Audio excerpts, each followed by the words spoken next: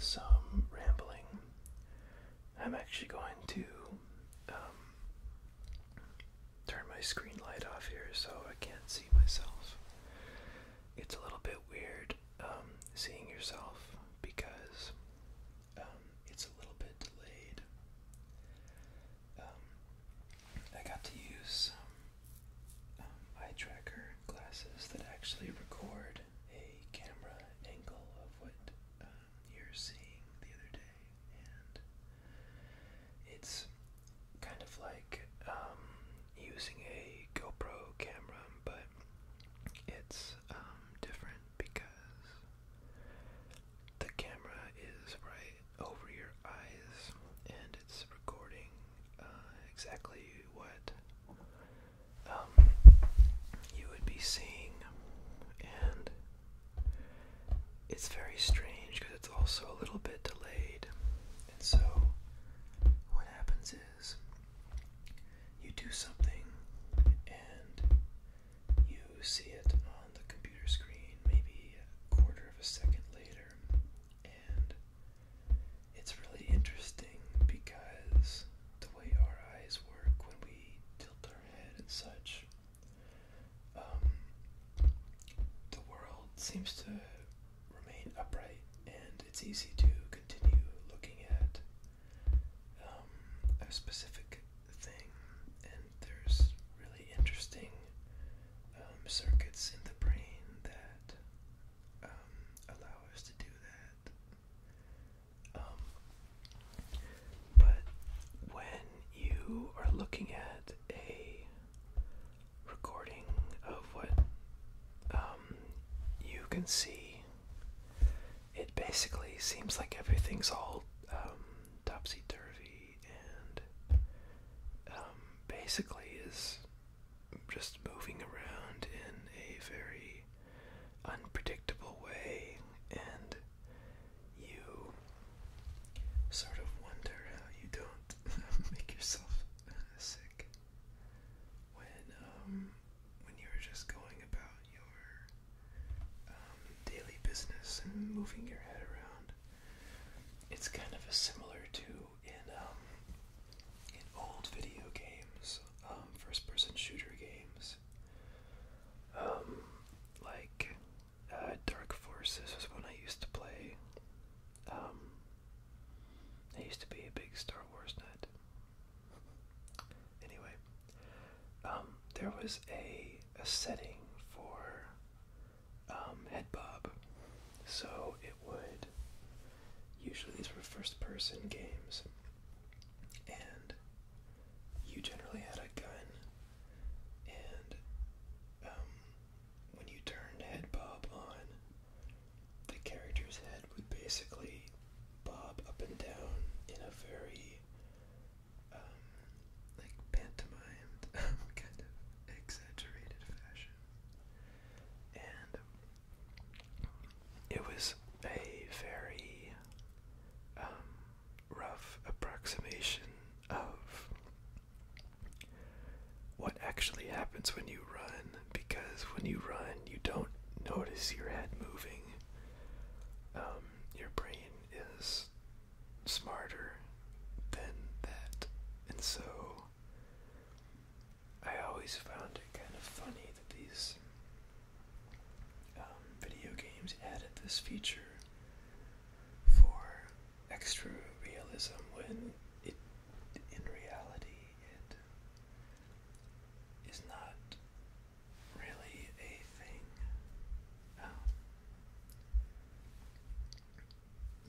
So that's kind of funny. I said I used to be a Star Wars nut, and I'm not so much anymore, but I used to love to read the Dark Horse Star Wars comics, and I think comics are interesting because as an art form, they still are not respected very highly in many cases. But I think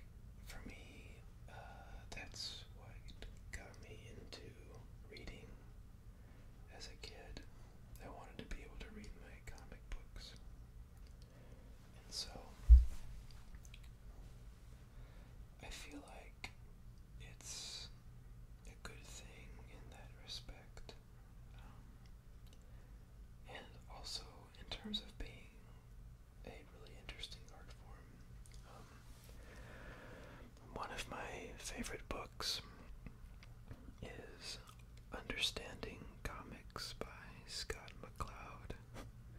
Fox McCloud. And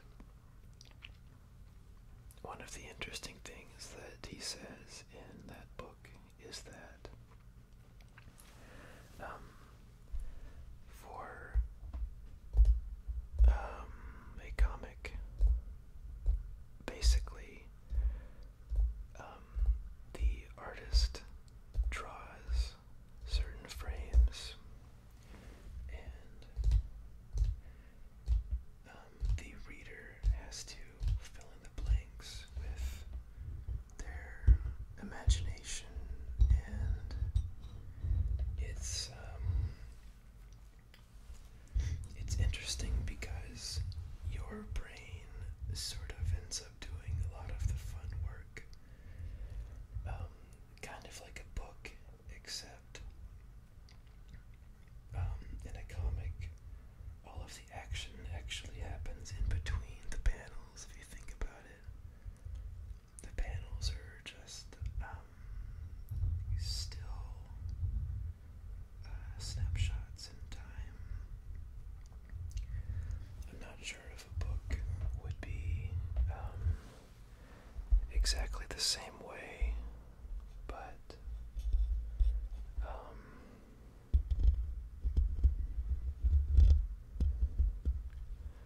yeah, I'm not sure if you would say that in a book that all of the action occurs in between the words. I'm not sure exactly what that would mean, but anyway, so this morning I woke up, and instead of going to my job, I hung out and I read one of the new Marvel Star Wars comics, and at first I thought it was not very good, but I didn't want to like it because I'm still a little bit upset that all of those old comics got wiped out and aren't real anymore. Anyway, but it turns out it was actually pretty good. One weird thing about comics is that so when for movie directors and such, whenever you're starting out, you will generally end up making movies for big studios because that kind of pays the bills, so to speak.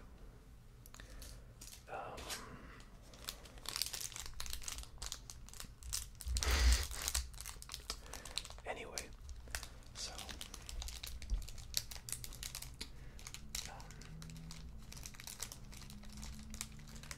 but then later on, when you are more established, you can basically make the movie that you always really wanted to make, because the studios will have confidence in your ability to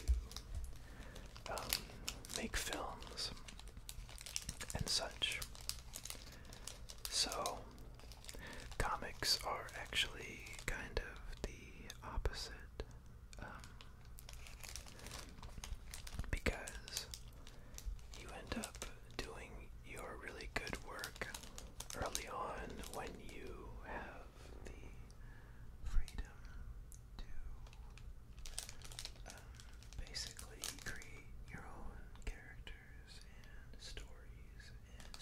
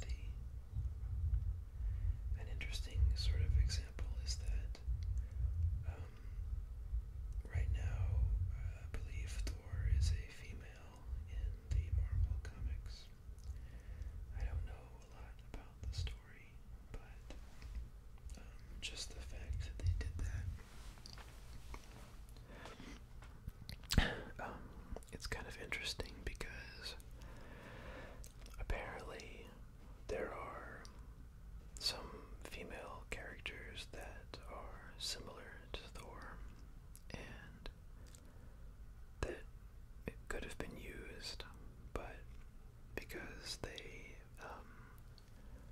made like the well-known character of Thor a female, it's gotten some interesting press. So it's hard for me to know exactly what to say about it because I haven't read it, but I think it's interesting to think about comic books sort of having this social power, and it's very kind of interesting that they have this responsibility for social justice, especially right now. I've noticed a lot of firsts recently in terms of like first like transgender superhero, etc., things like that. And it's interesting because comics are kind of inherently a place for freedom and exploration and to just kind of try zany things and see how they work. And it seems kind of weird to me that we then place this sort of social role onto comic books when, for example, movies may not have that same responsibility. I think it's because comic books in many cases are kind of like a 20th and 21st century mythology, and so in a sense it's akin to writing things about like religious figures, which I think is kind of interesting. My computer just entered screensaver mode. It's actually the Matrix. It's all of the Matrix code kind of falling down from the sky. It's very cool. I had it for the first time, I think, in maybe 2005, and I decided to get it back.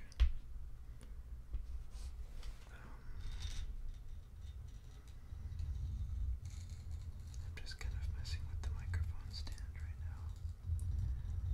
I'm not sure how audible this actually is, but it sounds kind of nice to me. I'm kind of putting myself to sleep, which is very nice. Sometimes I have trouble sleeping. I start thinking about things and I start to feel anxious, and I like listening to things like this because they put my mind back into its kind of natural resting state. I think it's really interesting how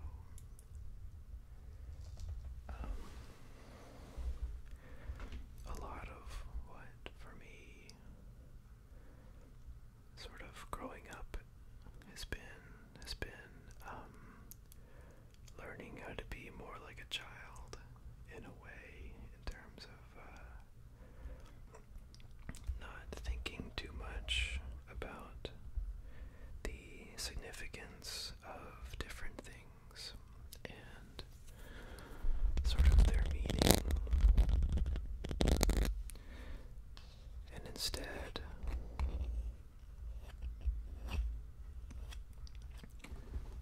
simply being a person, and not even that, just kind of being a set of sensations and not worrying too much about telling a good story about the things that you're doing and having it really make sense. I really like to tell stories, and I like to try and fit the pieces of things together in a certain way, but for me, they'll never quite fit. So, anyway, this is getting fairly philosophical, but this is kind of how I am when I ramble. I end up just talking about really general things.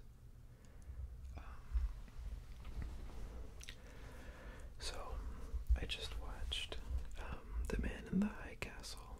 It's a show on Amazon.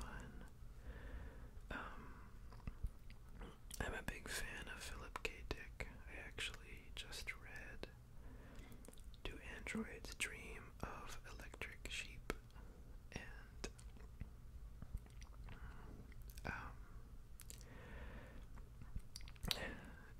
so this is another adaptation of a Philip K. Dick novel.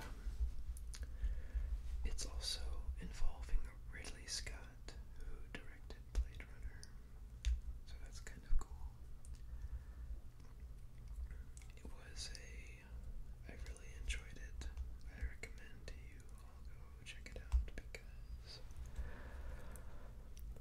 well, I won't spoil anything, but it's very, very well done, and that book is extremely strange.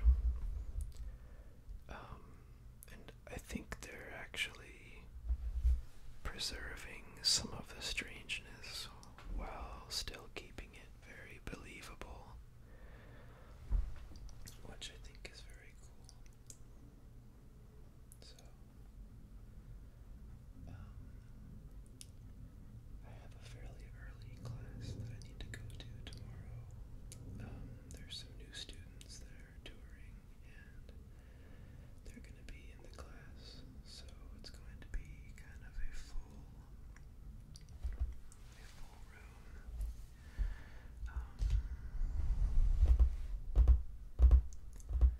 I'm going to do a little bit of tapping for a while.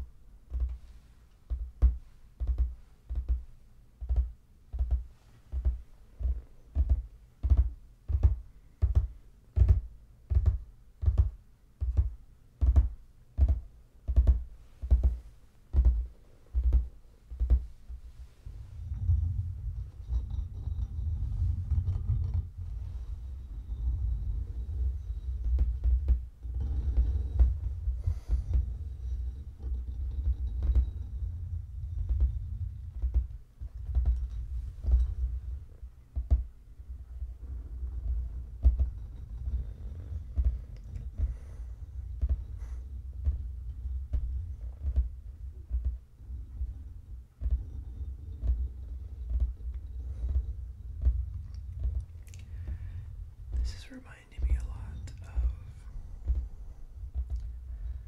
if any of you have ever just sort of idly traced along someone's back. It's a lot like that.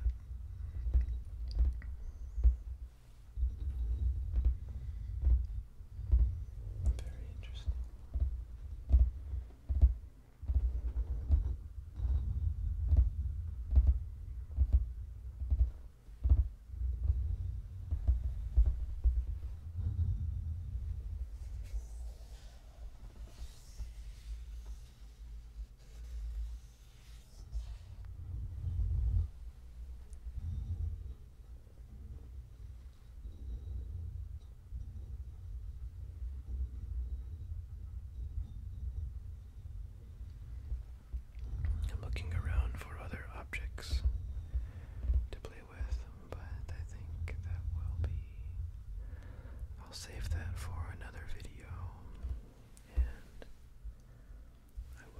this